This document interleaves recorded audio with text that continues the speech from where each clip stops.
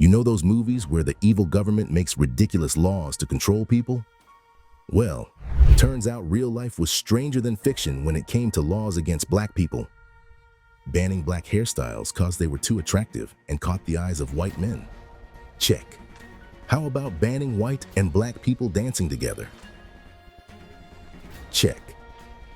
How about good old archaic literacy tests for getting to vote? Check, check, check. Today, we got it all, as we're about to dive into 10 laws so crazy, you'll wonder how they ever existed. From hair laws to music bans, some of these anti-black laws really got creative. I'm willing to bet you probably didn't learn about most of these in school, right? That's why on Black Stories Untold, we're here to fill in those gaps. Stick around, because today, we're going to cover some of the craziest laws you never knew existed. Let's start with a law that targeted something deeply personal: black women's hair. Imagine a world where the government dictated how you styled your locks. In 18th century New Orleans, this wasn't just imagination, it was reality. Welcome to the world of Tignon Laws, a set of rules that force black women to cover their hair in public. You're probably wondering, why would anyone make a law about hair? Well, it all comes down to beauty and power. In 1786, Spanish colonial governor Don Esteban Miro enacted the Tignon Laws in New Orleans. These laws required Creole women of color to cover their hair with a tignon, which was essentially a scarf or handkerchief, whenever they appeared in public. At first glance, this might seem like a trivial fashion regulation, but the motivations behind it were deeply rooted in racial and social control. The Tignon Laws were a direct response to the rising population of free black women in New Orleans. These women were becoming increasingly visible in society, often sporting elaborate and fashionable hairstyles that attracted attention, particularly from white men. This challenged the established social hierarchy, where black women were supposed to be seen as inferior to their white counterparts. Historian Virginia M. Gould noted that the Tignon Laws were specifically aimed at women who had become too light-skinned or who dressed too elegantly. The colonial government saw these women as a threat to the social order that had governed New Orleans for decades. By forcing black women to cover their hair, the government hoped to diminish their beauty and attractiveness, thereby reinforcing their supposed lower status in society. However, the law had an unexpected consequence. Many black women, seeing this as a means to get creative, turned this oppressive restriction into a powerful fashion statement, using intricate fabrics and decorative elements to adorn their head wraps, transforming the tignon from a symbol of oppression into one of resistance and cultural pride. This creative response demonstrated the resilience and ingenuity of these women in the face of discriminatory laws. While the Tignon Laws were no longer enforced after the United States acquired Louisiana in 1803, the impact of these archaic laws would linger for generations to come. The cultural significance of head wraps persisted among black women across America, evolving into a symbol of identity and resistance that continues to resonate today. However, the next law is so crazy, you're going to have to try and wrap your head around it. All right, everyone. Can you solve this riddle? Type your answer in the comments below to see if you got it right. You have 10 seconds. Are you ready? Write every other word in this first line and print every third word in the same line, but capitalize the fifth word that you write.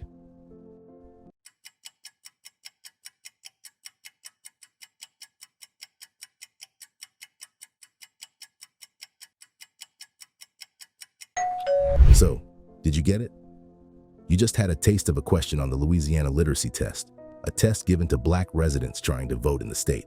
The entire test was filled with intentionally confusing questions like these, intended to make voting as hard as possible for black voters. You might find this easy, but imagine having to do 30 of these questions in under 10 minutes. Oh, and miss any of them, and you fail the whole thing. No do-overs or second tries. Literacy tests also tested voter speaking comprehension on passages from the state constitution, where a voter would read a passage in front of a white jury. The catch? Any mispronunciations or slip-ups, and the jury could fail you at any time. And here's what the sample passages looked like for whites. That no person shall be imprisoned for debt. and now for blacks. The income arising from the 16th Section Trust Fund, the surplus revenue fund, until it is called for by the United States government and the funds enumerated in sections 257 and 258 of this Constitution.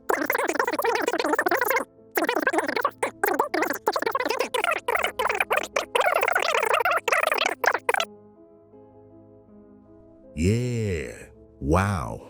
Talk about racial biasing.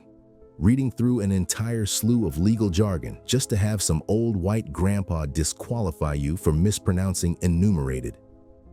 Unfortunately, this sort of bizarre oppressive politics proved brutally effective at disenfranchising the black population. Take a look at this chart here, showing the potential and actual voters for both white and black populations in the state of Louisiana. Several parishes show a clear difference in voter turnout between white and black populations, largely in part to the active denial of black voting rights through these literacy tests. But unfortunately, the injustice didn't stop there. Even those who could pass the mental gymnastics of the literacy tests faced yet another obstacle: poll taxes. Poll taxes were exactly what they sound like, a fee citizens had to pay to cast their vote. While this might seem like a minor inconvenience today, for many black Americans in the late 19th and early 20th centuries, it was an insurmountable barrier. In many states, the tax was about $6 or $60 adjusting for inflation. This was oftentimes incredibly hard for low-income black individuals to collect due to manipulative and low-paying sharecropping contracts many black Southerners still worked. And poll taxes were often cumulative, meaning individuals had to pay for every year they had missed since reaching voting age. In Georgia, for example, men aged 21 to 60 were required to pay a sum for each year they had been of age. This created a significant financial hurdle that shut thousands of black voters out of the democratic process. Oh, and the catch? A nice little grandfather clause written in the fine print of these poll taxes. Anyone whose grandfather had voted without paying the tax, as all free men did back then, was able to be exempt from paying the poll tax. Of course, slaves and their ancestors had been unable to vote, so this meant that convenient clause benefited only those white folk whose ancestors had remained in power, although some poor white folk were also unable to cover the costs of the poll taxes, leading to general disenfranchisement among many of the South's poorer populations.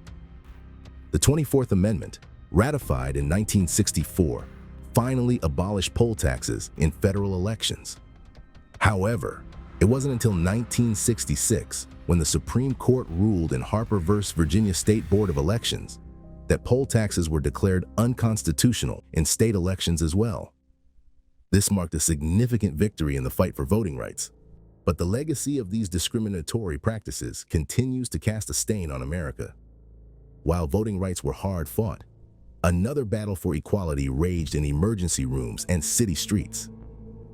Imagine a world where you're injured on the street, begging for help in your critical condition. But when the ambulance pulls up, it isn't for you. It's for the white man laying next to you, as you sit there waiting on the pavement for another ambulance to come pick you up. This wasn't some dystopian fiction, but the reality in some parts of America not too long ago.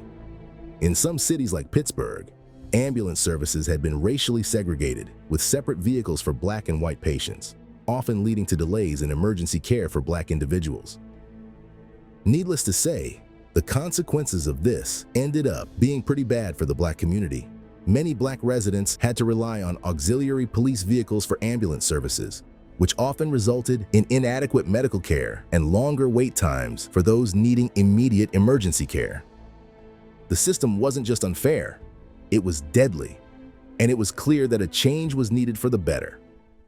In 1967, the Freedom House Ambulance Service was founded, marking a pivotal moment in emergency medical care.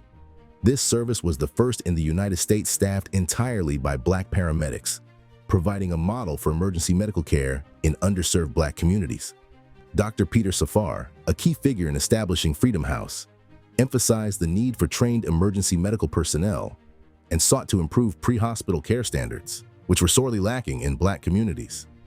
The impact of Freedom House was immediate and significant in the city of Pittsburgh.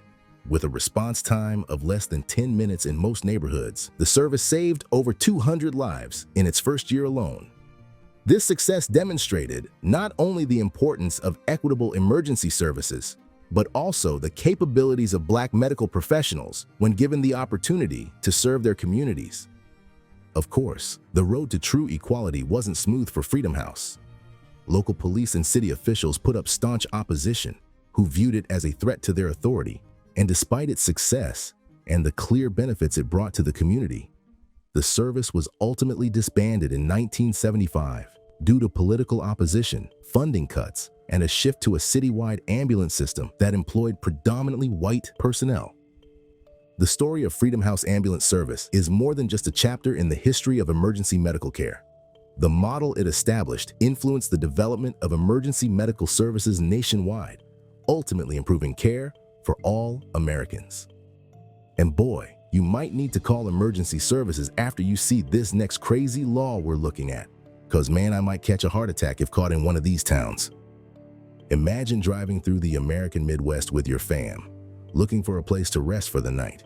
You roll up to the nearest hotel, but you suddenly see a sign like this: "Welcome to Sundown Towns." Ever heard of them? You probably have. They're a little bit notorious. But these little alcoves of racism were actually a lot more common than you think.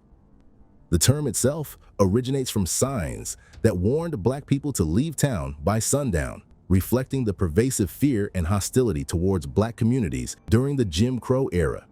And if a Black person was caught in one of these towns after sundown, they were either harassed by civilians, arrested by police, or worse, became a target for lynching. Unfortunately, these weren't isolated incidents in rural backwaters.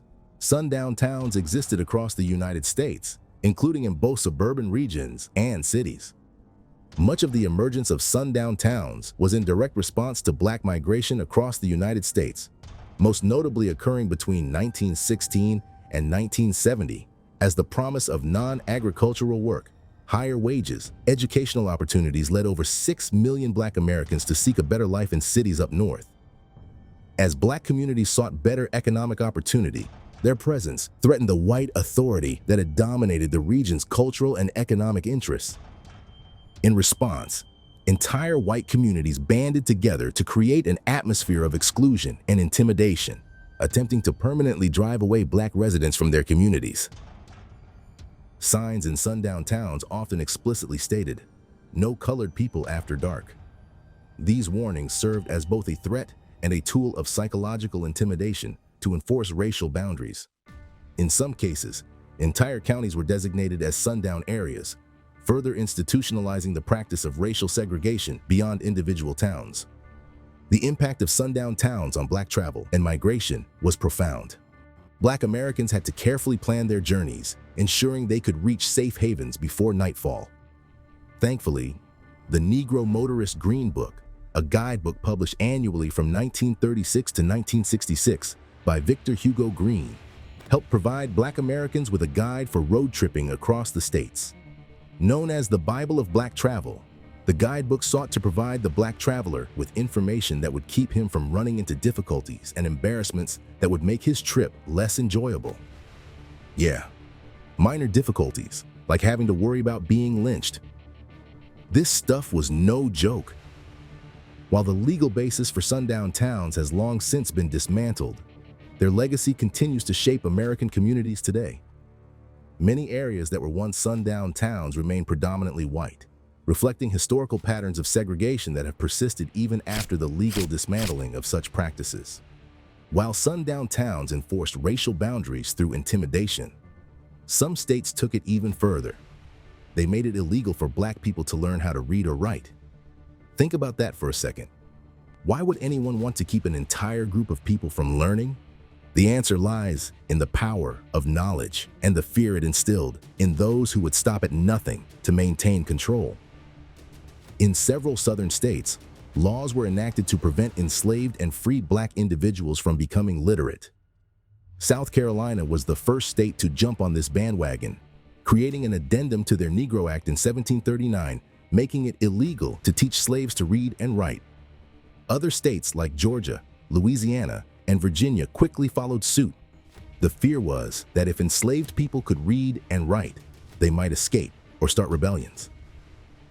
James H. Hammond, the governor of South Carolina, and strong supporter of slavery, wrote in a letter to British abolitionist Thomas Clarkson in 1845, "You want to allow our slaves to read your writings, stimulating them to cut our throats. Can you believe us to be such unspeakable fools?" These laws got even stricter after Nat Turner's rebellion in 1831, a rebellion in Virginia which saw the deaths of 60 white men, women, and children, making it the deadliest slave revolt in U.S. history. This event really freaked out white slave owners, making them even more paranoid about the possibility of organized black rebellion in education. They thought that if slaves could read, they might start getting ideas about freedom and equality. Can't have that, right? But here's the thing, people always find a way. Despite all of these harsh laws, many enslaved individuals still managed to learn how to read and write. They had to be sneaky about it, though. Take Frederick Douglass, for example. He learned to read by making friends with white children and trading food for reading lessons. It wasn't just the South that was trying to keep black people from getting an education.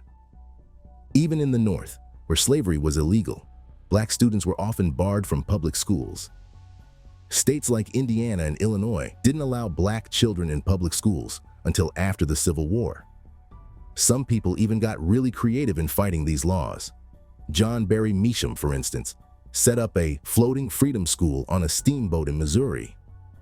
By teaching black children in the middle of the Mississippi River, which was technically federal land, he found a loophole in the state's anti-literacy laws. Now, that's what you call thinking outside the box. But despite these workarounds, these laws were quite effective on limiting the black population. By the time the Civil War rolled around, only about 5% to 10% of enslaved African Americans could read. That's a tiny fraction of people who had access to the power of the written word. What if dancing to your favorite song could land you in jail? For many black Americans, music and dance became unexpected battlegrounds in the fight for equality. During the Jim Crow era, segregation laws didn't just stop at schools and buses. They reached into every aspect of life, including the world of music and entertainment. Imagine performing at a concert and being told you couldn't make eye contact with the crowds. Sounds ridiculous, right? But for black musicians, this was sometimes the reality. The Flamingos, a popular doo-wop group in the late 1950s, faced this exact situation. One member recalled, "It was ridiculous. The cops were up there making sure we did not look at any white person." These laws weren't just about keeping people apart physically. They were trying to keep cultures separate too. Many venues used physical barriers like ropes or painted lines to divide black and white audiences. As rock and roll emerged, combining elements of white country music and black R&B, it complicated things even more. Young people started rebelling against segregation through their shared love of music and dance. Despite the laws, mixed crowds began to form organically. Some brave musicians took a stand against these unfair rules. Ray Charles, for example, canceled a show in Augusta because of their segregation policies. He wasn't alone. Many artists refused to perform in segregated venues, using their popularity to push for change. Not all groups faced the same challenges, though. The International Sweethearts of Rhythm, an interracial all-woman jazz group, managed to perform integrated concerts in the 1940s. But it wasn't easy. They sometimes got turned away from entire towns just for trying to play music together. These laws had a big impact on how music developed in America. They tried to keep different styles of music separate, just like they tried to keep people separate. But music has a way of bringing people together, even when laws try to keep them apart. Today, we're still dealing with the effects of these old laws. When you hear debates about cultural appropriation in music, or discussions about giving black artists proper credit for their contributions, it all goes back to this history. While music became a battleground for racial equality, another deeply personal aspect of life faced even harsher restrictions. What if the government could dictate who you were allowed to love? For many Americans, this wasn't a hypothetical question. It was a harsh reality that persisted well into the 20th century. Anti-miscegenation laws, which prohibited marriages between individuals of different races, were a cornerstone of racial segregation in the United States, particularly particularly targeting relationships between black and white individuals. In 1963, North Carolina's Constitution declared interracial marriages forever prohibited, with violators facing criminal charges and their marriages deemed null and void. This wasn't an isolated case. 16 states had similar laws on the books, reflecting deep-seated fears about racial integration and a misguided belief in white supremacy. The turning point came in 1967 with the landmark case of Loving versus Virginia. Richard and Mildred Loving, an interracial couple, were arrested for their marriage in Virginia. Their legal battle eventually reached the U.S. Supreme Court, challenging the constitutionality of anti-miscegenation laws. The court's decision was unanimous. These laws violated the Equal Protection Clause of the 14th Amendment. Chief Justice Earl Warren declared that the freedom to marry is a fundamental right that cannot be denied based on race. The justifications for anti-miscegenation laws were rooted in pseudoscience and racist ideology. This belief in racial purity was not just a fringe idea, but a mainstream concept that influenced policy and social norms for generations. Even after the Loving decision, the effects of these laws lingered. Interracial couples continued to face discrimination and social ostracism. The stigma associated with interracial relationships didn't disappear overnight, and many families struggled to accept unions that crossed racial lines. The Loving versus Virginia case became a catalyst for change, inspiring future legal battles for marriage equality. Its impact extended beyond race, laying the groundwork for arguments in favor of same-sex marriage decades later. The case demonstrated that the right to marry is fundamental and cannot be restricted based on arbitrary categories like race. Today, while interracial marriages are legally recognized, challenges persist. Couples still report facing discrimination, microaggressions, and societal pressure. We've taken a wild ride through some truly crazy laws that targeted Black Americans. From hair police to sundown towns, these rules were as absurd as they were harmful. But here's the thing. Even though these specific laws are gone, their effects still linger today. Take voting rights, for example. While we don't have poll taxes anymore, some communities still face barriers to voting. Or think about how Black hairstyles are sometimes called unprofessional in workplaces. That's the ghost of those old Tignon Laws haunting us. The Freedom House Ambulance Service showed us how community-led initiatives can make a real difference. But its closure reminds us that progress isn't always a straight line. We've come a long way, but there's still work to do. Start by learning more about these issues. Look around your community. Are there echoes of these old laws and how things work today? Speak up when you see unfairness.